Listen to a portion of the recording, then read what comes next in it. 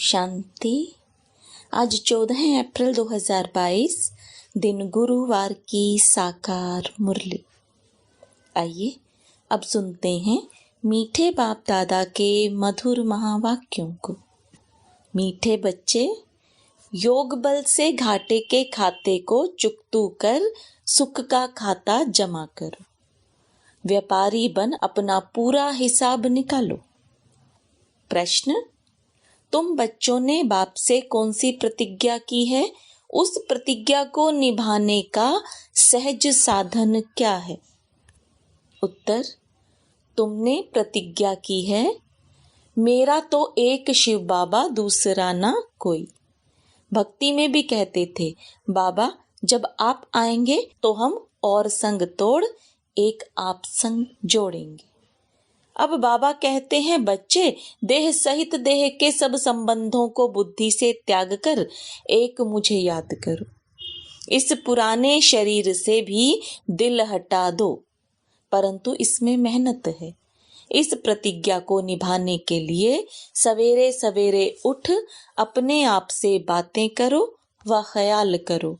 अब यह नाटक पूरा होता है।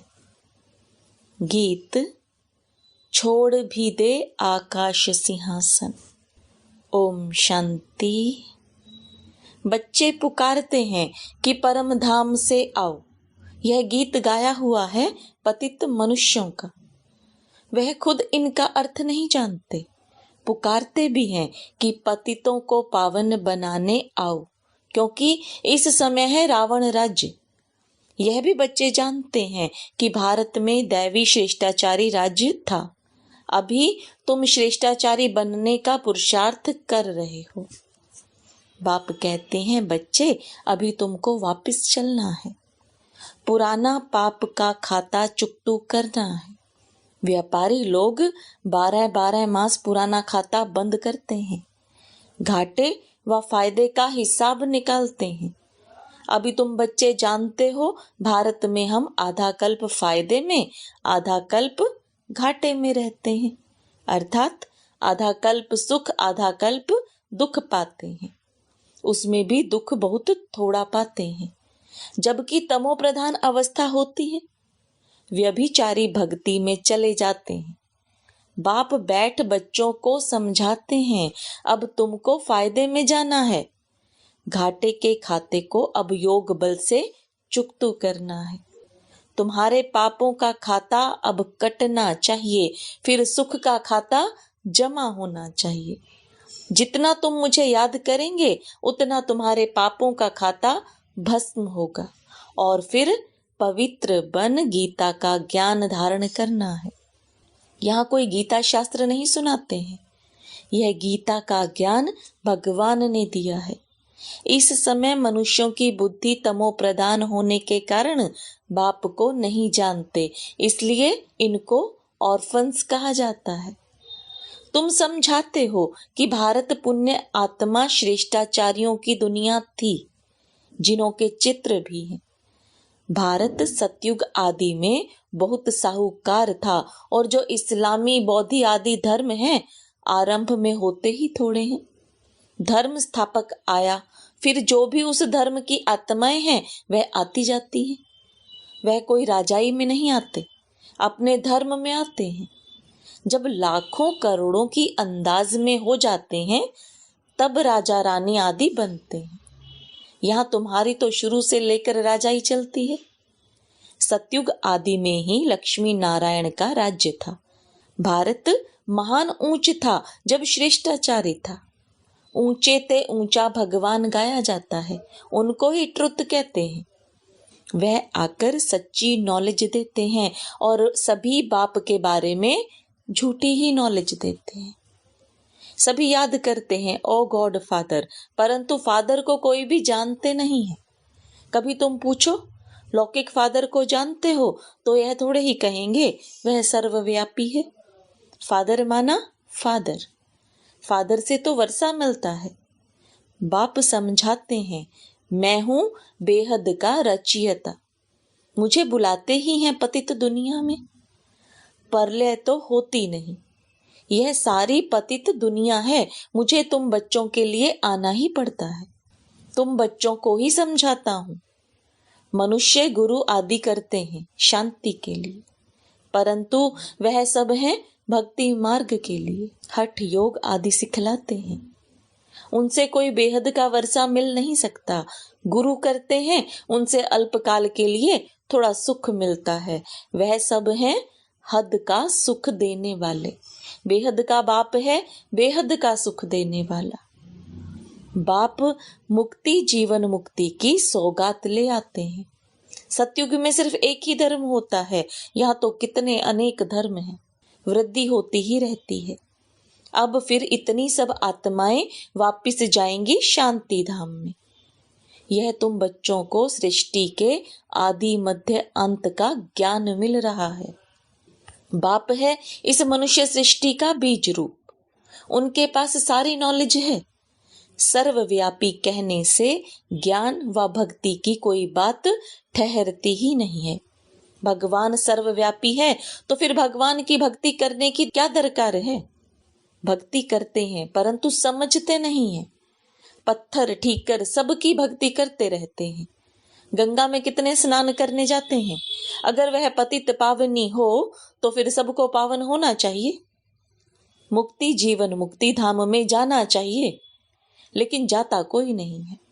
एक गुरु वापिस जाए तो और फॉलोअर्स को भी ले जाए, लेकिन ना खुद जाते ना फॉलोअर्स को कुछ कह सकते हैं। दे अभिमान में बहुत हैं। ऐसे कोई भी नहीं कह सकेंगे कि हम निराकार परम पिता परमात्मा तुम बच्चों का बाप हूं, तुमको साथ ले जाने आया हूं। यह बाप को ही हक है। अब पुरानी दुनिया को छोड़ना है, इसलिए योग बल जरूर चाहिए। गफलत करने से पद नहीं पाएंगे। तुम बच्चे जानते हो बाबा हमको लायक बना रहे हैं। बच्चे जो नालायक बन जाते हैं वह देवाला मारते हैं। कल्प कल्प तुमको 100% सॉल्वेंट बनाता हूं, फिर रावण तुमको इंसॉल्वेंट बना देते हैं। समझते भी हैं, बात ठीक है। अब बरोबर कलयुग का अंत है, सतयुग आदि का संगम है। समझो मकान की आयु 100 वर्ष है। अगर 25 वर्ष बीत गए तो 1/4 पुराना हुआ। 50 वर्ष होंगे तो पुराना नाम रख देंगे। यह भी 4 भाग रखे जाते हैं, सतो रजो तमो। अब फिर यह पुरानी दुनिया से नई दुनिया होगी। गोया सारी दुनिया को नया जन्म मिलना है। यह पुरानी दुनिया है।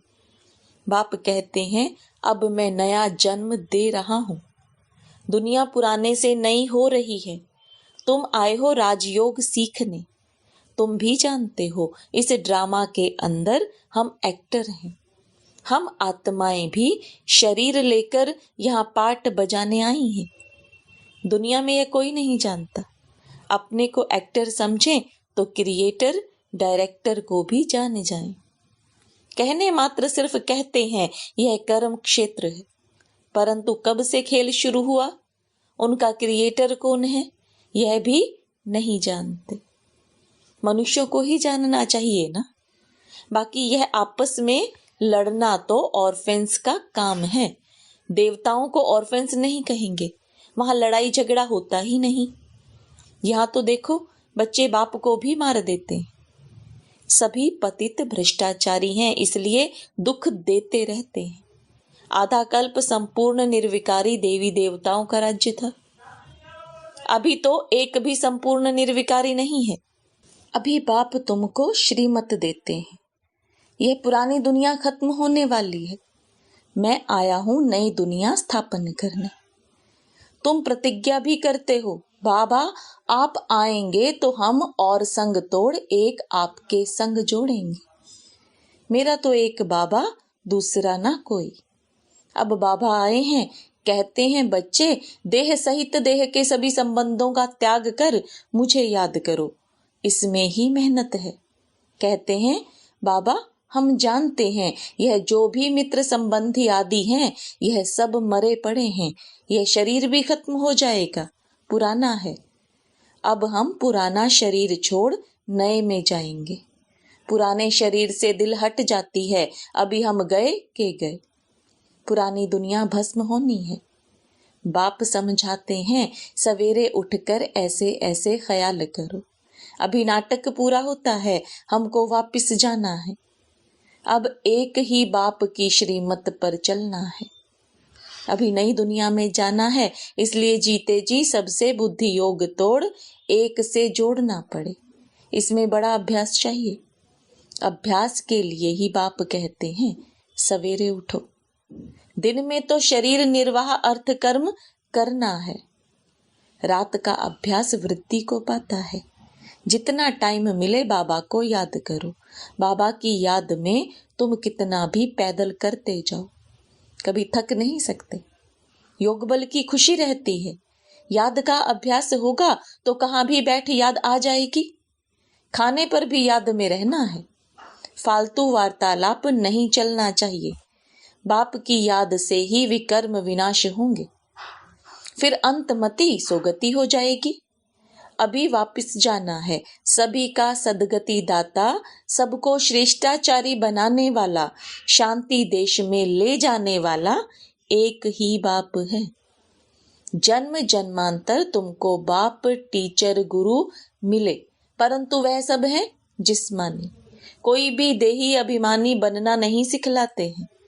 यह तो बेहद का बाप ज्ञान का सागर है। जो भी आत्माएं हैं उनमें संस्कार भरे हुए हैं। फिर शरीर धारण करने से वह इमर्ज होते हैं। अभी तुमको सारे ड्रामा की नॉलेज है, और तो सभी मनुष्य घोर अंधियारे में हैं। गाया भी हुआ है, ज्ञान अंजन सतगुरु दिया। तो ज्ञान अंजन देने वाला ज्ञान सूर्य बाप है। सतयुग को दिन, कलयुग को रात कहा जाता है। आत्माएं उस निराकारी बाप को याद करती हैं। बाप समझाते हैं, मैं तुम बच्चों को ब्रह्मा मुख द्वारा कल्प पहले मुआफिक सब भक्ति मार्ग के शास्त्रों का राज समझाता हूँ। यह सब भक्ति मार्ग की सामग्री है जो आधा कल्प से चलती आती है। मनुष्य तो कह देते यह परंपरा से चलते आए हैं। रावण को भी परंपरा से जलाते आए हैं। त्योहार जो मनाते हैं वह सब कहते हैं परंपरा से चल रहे हैं। परंपरा का अर्थ क्या है वह समझते नहीं। सतयुग की आयु लाखों वर्ष लिख दी है, तो मनुष्य घोर अंधियारे में है ना। भक्ति कब से शुरू हुई, पावन कब बने, कुछ भी जानते नहीं। भगवान पतितों को पावन कब बनाने आए। कहते भी हैं क्राइस्ट से 3000 वर्ष पहले स्वर्ग था, परंतु फिर भी अनेक मत हैं ना। कितनी मतें दुनिया में काम कर रही हैं। बाप आकर श्रेष्ठ मत देते हैं। श्रीमत से तुम श्रेष्ठ सो देवता बनते हो। रुद्रमाला भी है। रुद्र भी निराकार भगवान ही ठहरे, वह है श्री श्री। देवताओं को कहेंगे श्री अर्थात श्रेष्ठ। अभी तुम बच्चे जानते हो कि श्री श्री द्वारा श्रेष्ठ दुनिया बनती है। बाप श्री श्री है, श्री बनाने वाला। यह सब बातें याद करनी है, कल्प पहले वाले ही समझेंगे। यह ज्ञान सब धर्म वालों के लिए है। सबको बाप कहते हैं, अपने को आत्मा समझो। बेहद के बाप से कितना सुख मिल रहा है। बेहद का बाप आकर इतने बच्चों को अडॉप्ट करते हैं। यह मुख वंशावली है ना। कितने ढेर बीके हैं जो फिर देवता बनने वाले हैं। यह है ईश्वरीय कुल। दादा है निराकार, उनके बच्चे का नाम है प्रजापिता ब्रह्मा। इन द्वारा अडॉप्ट करते हैं। तुम ब्राह्मण हो, शिव बाबा की फैमिली, फिर वृद्धि होती है। अभी तुम्हारी नंबर 1 बिरादरी है। तुम सर्विस करते हो, सबका कल्याण करते हो। तुम्हारा जड़ यादगार मंदिर एक्यूरेट बना हुआ है। यहाँ तुम चैतन्य में बैठे हो। जानते हो हम फिर से स्थापना करते हैं। भक्ति में हमारे यादगार मंदिर बनेंगे। शिव बाबा ना होता तो तुम कहाँ होते। ब्रह्मा विष्णु शंकर कहाँ हैं। अभी शिव बाबा रचना रच रहे हैं ना। प्रजापिता ब्रह्मा का चित्र अलग होना चाहिए। त्रिमूर्ति ब्रह्मा कहते हैं, परंतु उनका तो कोई अर्थ ही नहीं। तुम जानते हो परम पिता परमात्मा ब्रह्मा द्वारा स्थापना करते हैं। करण करावन हार शिव बाबा है। यह सब बातें धारण करने की हैं। शिव बाबा खुद राजयोग सिखला रहे हैं, नॉलेज दे रहे हैं, तो वह धारण करनी चाहिए। इसमें प्योरिटी फर्स्ट है। हिम्मत भी दिखानी है। ग्रस्त व्यवहार में रहते पवित्र रह दिखाना है। कोई बच्ची को बचाने के लिए भी स्वयंवर करते हैं, जिसको गंधर्वी विवाह कहते हैं। फिर उसमें भी कोई फेल हो जाते हैं। कोई ऐसे भी होते हैं जो शादी कर फिर पवित्र रहते हैं। पवित्र रह फिर नॉलेज भी लेनी है। धारण कर औरों को भी आप समान बनाकर दिखावें, तब ऊंच पद पा सकेंगे। इस ज्ञान यज्ञ में विघ्न भी बहुत पड़ते हैं। यह तो सब होगा, ड्रामा में नूंद है। कई बच्चियां कहती हैं हमें साहूकारी क्या करनी, इससे तो बर्तन मांजकर रोटी खाना अच्छा है, पवित्र तो रहेंगी। परंतु हिम्मत चाहिए बहुत। अच्छा, मीठे मीठे सिकिलदे बच्चों प्रति माता पिता बाप दादा का याद प्यार और गुड मॉर्निंग। रूहानी बाप की रूहानी बच्चों को नमस्ते। रूहानी बच्चों की रूहानी बाप दादा को याद प्यार, गुड मॉर्निंग और नमस्ते। धारणा के लिए मुख्य सार। भोजन करते समय याद में रहना है। फालतू वार्तालाप नहीं करनी है। याद से पापों का खाता चुकतू करना है। दिन में शरीर निर्वाह अर्थ कर्म कर, रात को जाग अपने आप से बातें करनी है। ख्याल करना है कि यह नाटक पूरा हुआ, हम अब वापिस जाते हैं, इसलिए जीते जी ममत्व मिटाना है। वरदान। डबल नशे की स्थिति द्वारा सदा निर्विघ्न बनने और बनाने वाले विश्व परिवर्तक भव। मालिक सो बालक हैं। जब चाहो मालिकपन की स्थिति में स्थित हो जाओ और जब चाहो बालकपन की स्थिति में स्थित हो जाओ। यह डबल नशा सदा निर्विघ्न बनाने वाला है। ऐसी आत्माओं का टाइटल है विघ्न विनाशक। लेकिन सिर्फ अपने लिए विघ्न विनाशक नहीं, सारे विश्व के विघ्न विनाशक, विश्व परिवर्तक हो। जो स्वयं शक्तिशाली रहते हैं उनके सामने विघ्न स्वतः कमजोर बन जाता है। स्लोगन। अपने डबल लाइट स्वरूप में स्थित रहो तो सब बोझ समाप्त हो जाएंगे। ओम शांति।